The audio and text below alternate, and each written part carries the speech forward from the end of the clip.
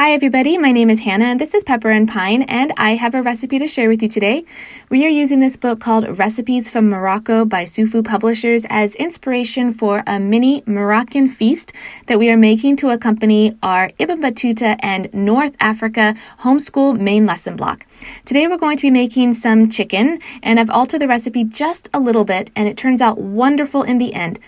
So we're going to chop up about 1 to 2 tablespoons of cilantro. I'm going to be adding that to a bowl because we're going to marinate our chicken first. To this, I'm going to add about 3 to 6 cloves of garlic.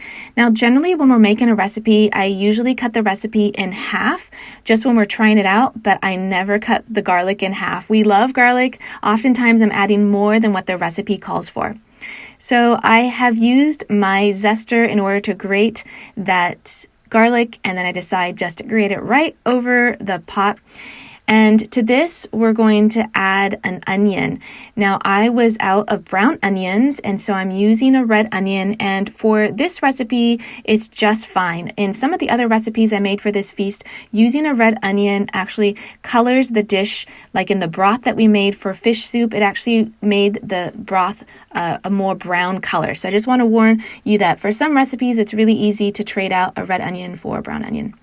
Next, we're going to add 1 to 2 teaspoons of paprika, and to that, we're going to add some cayenne pepper. You can go as little or as heavy as you want with the cayenne pepper. To this, we're going to add a half teaspoon of cumin, and we're going to season with some salt and pepper and olive oil. So I've added about 2 tablespoons of olive oil. We're going to mix that all up, and we're going to let it kind of sit and let all those flavors come together while we work on the chicken.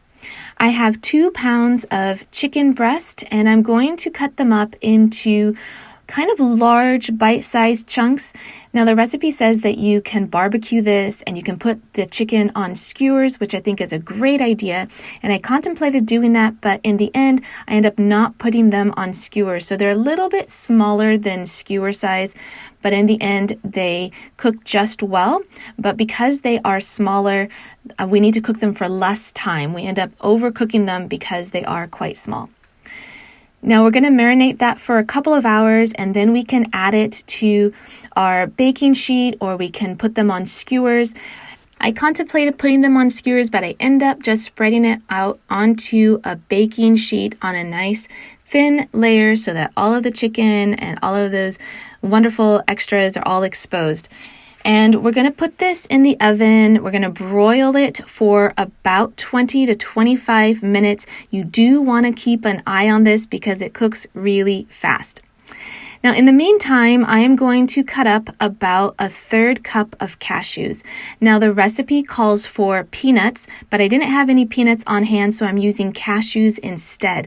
Now, these are salted and roasted, which means that you want to mind the salt that you put in your recipe if you're using salted nuts.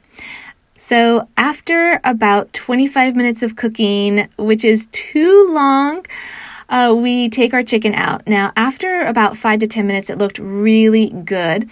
And so I would suggest keeping an eye on this chicken so that you don't overcook it the way that I did.